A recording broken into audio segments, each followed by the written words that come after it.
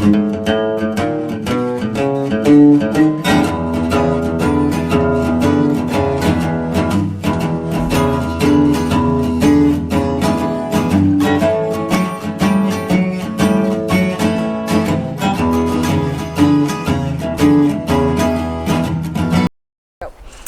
Susie Homesteader of the Rockies, and welcome to the Susie Homesteader channel.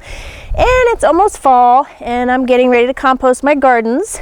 So I figured I'd better talk to you a little bit about how to start up a compost bin. Now, the one that I've made back here, I've had this one for like over 10-15 years, so I have some really good compost in there, and I haven't used all of it yet. So this is a good time to kind of give you an idea of how to get started on this kind of a project. With anything, your most important element here is your location of your compost bin. So number one, don't pick a spot that's too sunny, because then your compost is going to dry out too fast. And you don't want one that's too shady, because that area might actually be too cold. So what I did was I picked a hillside that's facing south. It's nice and warm when the sun kind of hits this side of the property, but it's also in the shade. So I have a nice kind of a combination of elements there for my compost bin to stay at the temperature that I'm looking for. Now, one of the things you're going to want to buy is a compost thermometer, and your ideal range for the heat that you want in your compost bin is going to be between like 100 and 130 degrees. And that's kind of what we're looking for to create that black gold that everybody talks about, or that you actually wind up buying at a nursery if you don't have your own. But the only other thing you're going to need besides the materials to actually build your compost bin would be a compost thermometer, which is kind of nice to have, or a composting thermometer. And it's got a really nice long needle on there, so you can kind of get that down in there as deep as you can. And then if you really want to see how hot it's getting closer to the bottom of your bin, just kind of dig in there a little bit and set this farther down so you can get kind of a little better reading. There's another product you can get for your compost, which is just called a compost starter. And all that does is kind of activate the composting elements of your materials a little faster, assuming that you're constantly watering it. So it is also kind of nice to have this close to a hydrant or a hose or any place where you can at least get to it, like if once a week, if you could, to water your compost and keep it nice and wet. So if it gets too dry, it's just not going to break down as fast, and you're really trying to create a heat as your matter starts breaking down to generate this nice black gold kind of a compost that we're looking for. So what I'm going to tell you next is what kind of materials that we're going to put inside this compost bin and how you're going to layer those. So assuming you have everything set up kind of in your right location, this is just one example of how I built my compost bin. There's lots of ways to do it. You can, from some little tiny trash can that you have in your house, all the way to some big giant plastic barrel, kind of like a tumbler that you can rotate on a rack, to something like this, which was really one of the cheapest ways for me to do it. And that's just using some T-posts and some fencing wire that's really no more than kind of an inch in between the wire there, because you don't want it to be any bigger than that, or all your stuff's going to fall out. And just some kind of boards or slats or something that you can remove in the front, so that you can get your materials into your compost bin and also get them out. So a lot of people will also design some kind of a cover for their bin, but I really just kind of like the septic fabric, and it's also similar to kind of like a weed fabric that you can buy too. I just happen to have a bunch of this, and it's also nice because it's black and it attracts more heat from the sunlight and kind of keeps things cooking in there, which is what we're trying to do. You can also use a tarp, but again, a tarp will not let water through. This kind of a septic fabric, the water will go through to some degree, not a lot, but it also lets it aerate a lot too. So air, water, your brown materials, and your green materials are kind of what you're looking for in your compost bin. So I went around all three sides of this bin with the wire, and then used these T-posts to kind of create a little slat system in the front here. So the other thing you're going to start to think about is how big you're going to make this. If you make it too big, that's a lot of work trying to constantly turn and rotate this compost. If you make it too small, you're probably not going to have enough for all your gardening. So depending on how much gardening you do or how big your gardens are is one thing to think about in terms of how much compost you need. And secondly, how you're going to get a lot of those materials in. So in my case, a lot of the materials that I have in here, like you can kind of see on the bottom here, is steer manure, or it's from livestock. So it's steers, or it's cows, or it's rabbit manure, or even some chicken manure in there. But, you know, we get all of our manure into this compost bin with a skid steer bucket. So therefore, I kind of had to make the dimensions of this big enough to be able to dump a tractor size bucket or a skid steer size bucket full of materials into this bin without losing a bunch of it. So I did design it kind of based on how I was getting my materials in there, and then also designing it based on how you're getting them out, which 90% of the time is with a wheelbarrow and a shovel. And that's how you're going to get this to your garden. So what I did is I did two sides to this. So this side over here is going to be the side that I started, say, like the first year of my materials. And then this side would maybe be 2 years or older.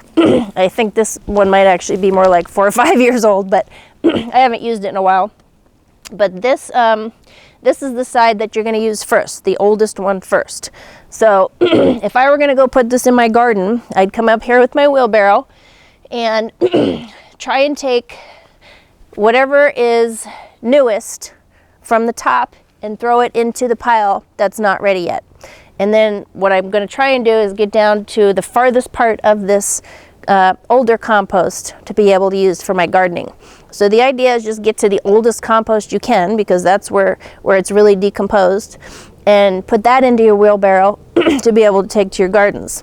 So in order to kind of, you know, rotate and mix this large of a compost bin up, really all I'm going to be doing is alternating some of the levels that I have in here. So again, what I would have done would be to take this top layer off, put it into the newer pile, and use what's on the bottom, the very bottom of my compost, because that's where the good stuff is.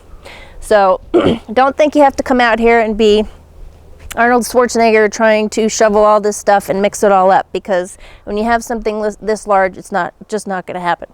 So all you're really going to do is just kind of keep alternating things back and forth, and just always trying to get to the bottom of your pile to use that stuff first. So that's one way to do it. At least have two separate boxes, you know, of different aged compost. So as again, I said, this is my older pile, this is my newer pile. So when I start adding to my compost, I'll be adding it to the newer pile and letting that break down. So that's kind of how that's going to go. So there's lots of different ways to do this. You know, I'll show you an idea of what it's going to look like when you get down, when you start digging down farther and farther. That soil should be starting to look darker and darker. So you can kind of see on the top of this compost, it's really light, and I also haven't watered this in a long time anyway, but that's the top of the soil, really dry and not the color that we're looking for.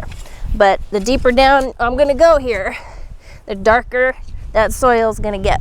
And you can see all kinds of stuff in there. You know, you can see eggshells and pumpkin seeds and all kinds of goodies. So ideally, that should just be getting darker and darker the farther you go down into your compost. So that's what you're looking for. And that's the stuff you're going to use first. So there you go. There's a couple of ideas for you. While you're digging these holes here, one other thing you want to do in the spring, just before it starts to rain, is open that up and leave a nice big hole in the middle, and that will catch all the rainwater and help you water your compost bin without having to do it yourself. And then in the wintertime, you're going to build that up into more of a mountain so that it's going to shed the water and the cold snow, so that your compost doesn't catch that cold temperature. And that's a huge bug. Okay, anyway, bug problems. Oh, and speaking of bugs, you know, you want worms and you want bugs in your compost. And if you close up the bottom of this in an actual box form, you're not going to get little creepy crawlies coming in your compost. So, you know, I like the idea of building this directly onto the ground and letting Mother Nature do some of her work. So we want bugs, we want worms, we want all that stuff because it aerates the soil. But back to how you're going to design your compost here. So in the spring, make a hole so it catches all that rain, and then in the winter, build it up like a mountain so it sheds the cold snow and doesn't kind of mess up your temperature. So, you know, all that's doing is just trying to maintain your temperature, keeping it nice and warm in the center, and that heat, so that that heat will break down all the elements and it'll continue to decompose into your nitrogen and your carbon. So on this side, what you're going to see here is how we're going to layer this too. You're going to layer it in the wet, dry, wet, dry, wet, dry kind of a system here. So again, on the bottom, I probably started with some kind of a manure, which would be considered a green or a wet product element there. And then after that, you can start seeing where I had some leaves in here. It looks like I had some wood chips. I definitely used the pine needles that are surrounding all these bins anyway. And then I probably went back to maybe even some soil. I think I had some extra soil, like a pile of soil somewhere from a gardening project I did. So I actually put in a nice dark soil in here. I put some ashes in, which would be considered a drier material, and then of course be careful with ashes because that can kind of change your ingredients in here too. You don't want too many ashes, but I did use ashes from the fireplace. I might have had some grass clippings in here for green materials. Definitely had a lot of rabbit manure because I had a whole bunch of rabbit cages just for producing that kind of nitrogen-rich manure. And, you know, we had steers and cows, chicken poop's another good one. You know, those are all your green ingredients, but I'll have a whole list for you on my website, Susie Homesteader of the Rockies, that will tell you which products are considered the green or the nitrogen-based elements, and then which ones are going to be considered the brown or the carbon-based elements that you need for your compost. So lots of things you can put in there. Just don't put in preservatives or chemicals. You know, sawdust is okay as long as it doesn't come out of a treated lumber or plywood. Anything with a chemical in it you don't want to put in here.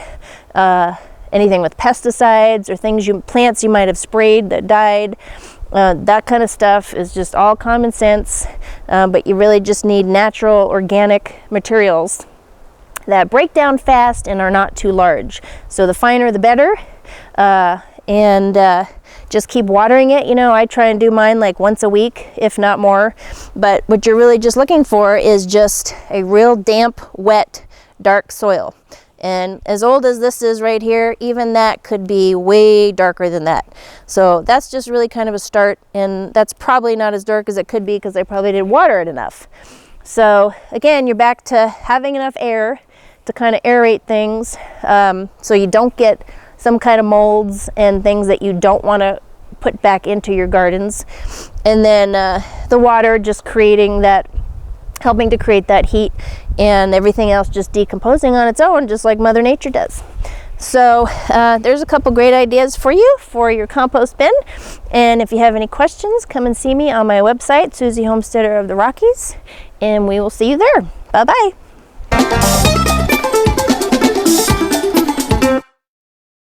So let's get started. Subscribe to the Susie Homesteader channel, and we'll see you there. Bye-bye.